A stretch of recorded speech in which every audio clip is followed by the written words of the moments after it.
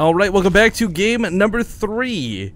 This is the big one on Base Trade TV. Spawning here in the top left corner of the map, he's just tied the series up in what was a fantastically macro-oriented game. The red Zerg player from Team Liquid, TLO. The bottom right as the blue Terran, it is Roots Supernova. You know, well, I don't. Sorry, that's our Korean admin friend, guys. He may have mistyped because we told him to handle vetoes with the other players while discuss what we did game 3.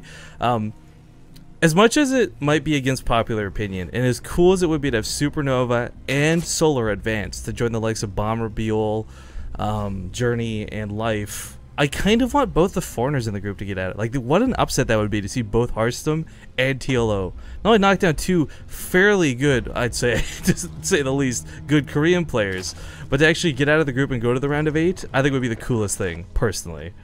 But I only bring this up because people in chat are already saying, I don't know who to root for this series, for the next series. The nice thing is right now, this is like the feeling before you rip off the Band-Aid. Right? Like, there's still the losers match that these guys can fall to. It's once you get towards the end of the group is when you really got to start cringing and actually take the pain watching your favorite players either win or lose. Yes, quite. I don't know about the foreigners getting through. I do have faith that one of them will get through, and, you know, maybe even two.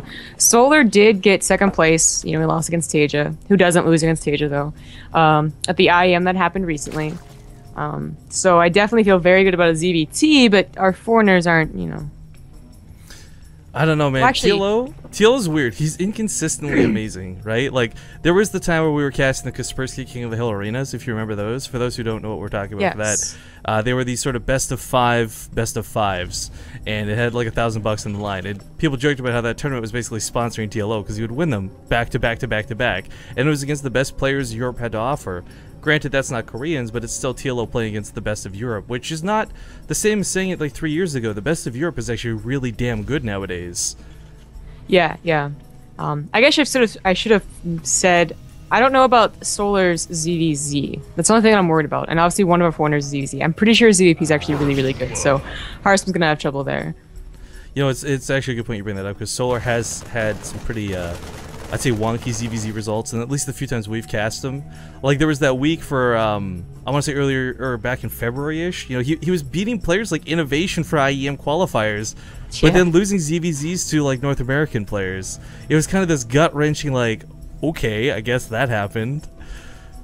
Yeah, yeah, so this is the group that the foreigners could make it out of, so I'm not going to be my usually biased Korean self, I suppose.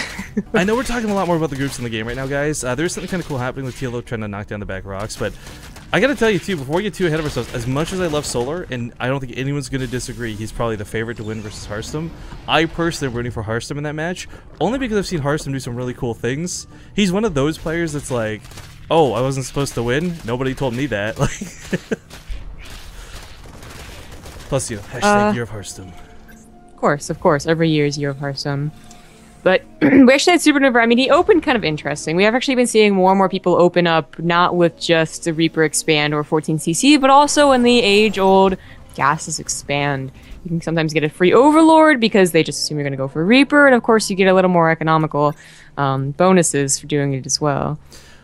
I don't know though, every time we see this, Zerg players they get that relaxation, there's absolutely no harass, they drone like crazy, as we see a third base coming down, and I kind of feel like even if Supernova goes for a lot of Hellions right now, TLO's still in that spot where you can just go super drone heavy with kind of a carefree attitude. That's true. I would be worried if I didn't think that Supernova was going to go mech.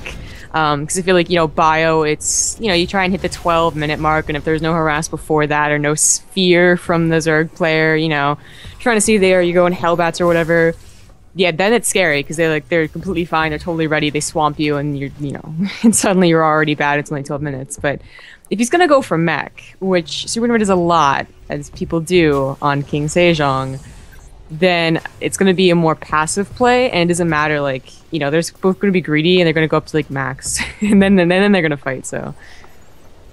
You know, one of the other things, too, here is, with the Heli Banshee is kind of a standard opener. I think the big question is going to be, ooh, actually, never mind. I thought it was going to be that swap, but he goes with the Viking. Yeah, he could actually swap. If he starts Stim, then obviously not. and he's gonna go bio if that happens as well. But you can get the Viking and then you can swap over, because no matter what, if you're going to go mech, they're always useful and actually swaps with the tank. Well, I was gonna say it's Supernova, right? We got to remember this isn't your standard Terran player. This is our newly found Root Gaming Supernova. Hey, I still think he can get a Banshee. If he's gonna go mech, I think he's gonna be a Banshee at some point in this game. I don't disagree. One of the nice things about the Banshee too is it does give you a little bit of an extra, I guess, leeway when it comes to cleaning up creep. We got to see a little bit of that yesterday as well. Was that Journey? I'm trying to remember if it was Journey or if it was Bomber who was doing the Banshees to clean up creep. That's actually a little too obscure for me. Yeah, I want to see Journey. I don't know, my brain's so fried after such intense casting yesterday. But either way, no, he's just gonna go really tank heavy. Okay. This is so interesting. He's doing a push. Well, I mean, okay, what's the biggest threat to tanks? It's either a lot, and an emphasis on a lot of speedlings or some mutas. This push will hit at a timing before there's mutas, and if he banks on the fact that TLO went greedy because of the no Reaper, then there's not going to be a lot of lings. So this might actually work out pretty well. Let's not forget there's going to be Hellbats to guard the tank. He'll have the advantage with the rocks. He'll have the Viking for the high ground vision. Oh, I'm loving this push more and more. Yeah, yeah. I mean, back when it was Liberty, we actually saw this push. It's so different now, though. Like, oh, it's so different. But the fact that he's going to abuse this position, almost like a TVT, we see this position all the time in TVT, that's pretty cool. Yes. Now, TLO, he actually only got one upgrade. He got the Carapace, one Elo Chamber, that's it. That's the range of the Mineral Alliance. Are you kidding? I didn't even realize. You never see tank play anymore. What, are you not a TVT or what's up? Well, no, I mean, TVZ is just... We don't see the tanks in this position. We don't see this a lot, ever. We even have a bunker coming down. He's actually fully walling off the tank. Yeah, that's kind of cool. He has to wait for Spire. This is 100% practice out of Supernova. He also drops some Hellions in the main. Nice block here out of TLO to keep the Hellions out. This is kind of when we see Protoss players drop force fields to keep this from going down. Really like the use of this. Drones are getting into a little bit of clump, but you know, with the Roaches, he cleans this up, and that's not a big deal. Yeah, and Banshees are on the way. Yes, awesome.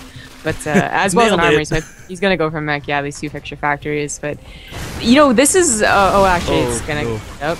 If this was Lings, this would be fantastic, but because it's not, it hurts a lot. And those tanks back at home will hold the Roaches off. I mean, this normally if you're a bio player, you get squashed like this. This is GG. There's nothing at home to hold you off. But Supernova with two tanks, more bunkers, a little bit paranoid. He's good to go.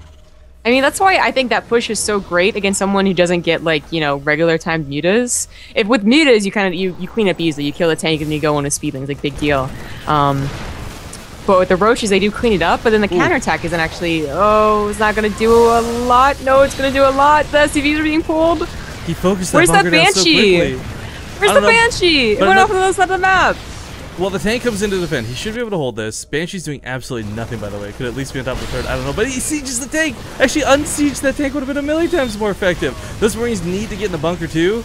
They can't really take the hits, but these, once again, this should get cleaned up. But TLO catching Supernova completely off guard by this. I don't think... I mean, Supernova was ready for an attack, but not of this magnitude. Yeah, I was going to talk about how, like, he would have expected that attack, he would have had this great defense, and then TLO would have been under because he had to spend so much money on Roaches, but then that all went out the gutter when TLO actually broke that wall, and the Banshee of Supernova took down a Queen, that's why it's such a low health, but TLO took out so many SCVs. I mean, Supernova's Banshees would have to kill 40 drones. Yeah, 26 workers versus 6 is a hard loss to take, plus a 4th base on the way. I think one of the big things is, you're right, the Banshee should have been at home, but Supernova still made the right moves. You know, he got a second bunker, he had the full SCV surround on the back half of that. It was just too many Roaches. You get to that point where you can, like, one volley down the bunker, and it's just, you can't repair that. Yeah, the Banshee on the other side of the map did go down. Has this Banshee they can try and find another hole with, but wow, TLO with the 12-minute hive. Yeah, I like this move a lot, because what was it, B-Lord, we always come back to this guy, I swear to God, like, we're gonna accidentally make B-Lord famous because we keep referencing him. I think a fast Ultralisk Cavern is gonna absolutely devastate Supernova. Because it's so... This isn't a scenario where a mech player's on 3 bases super turtled up, goodie style. No, this is TLO, he's gonna be hitting in a time where there's gonna be like 5 tanks out, a couple Thors. The DPS really isn't gonna be where it needs to be. You know, though, he could also, with the Spire going down, go for like a greater Spire.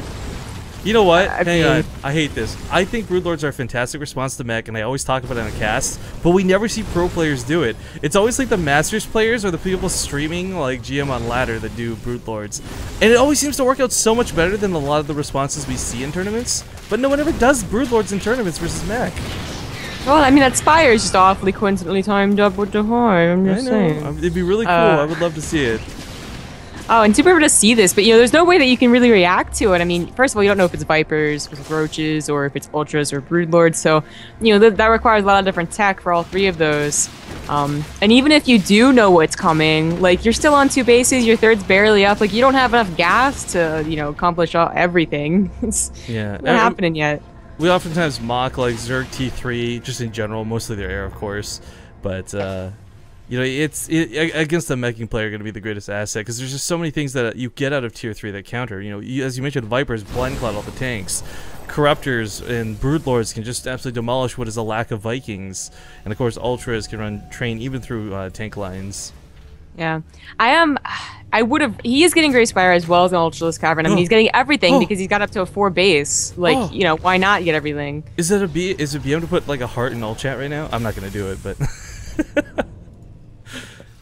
I would be worried if TLO made the mistake of going for only Ultraless because I feel like that's the way that they come back. The Banshees do too much damage, they get a nice choke, stuff like that.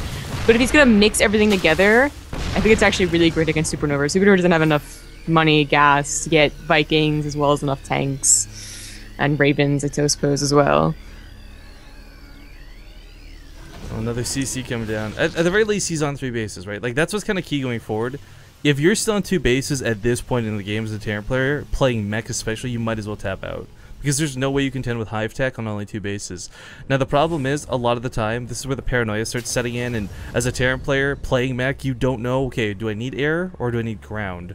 Because sadly, you don't have a lot of transition between both like Bio does. Thor's kind of don't really cut it.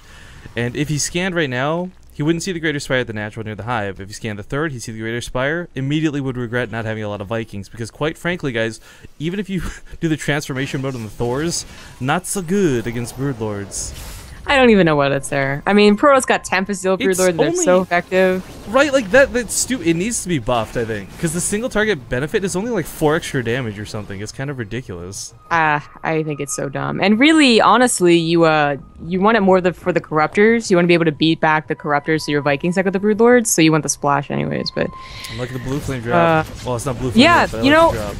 TLO, if he had been going for the not tech, if he just went for pure army, he'd already been maxed like minutes ago. And it's when game wouldn't look nearly as close.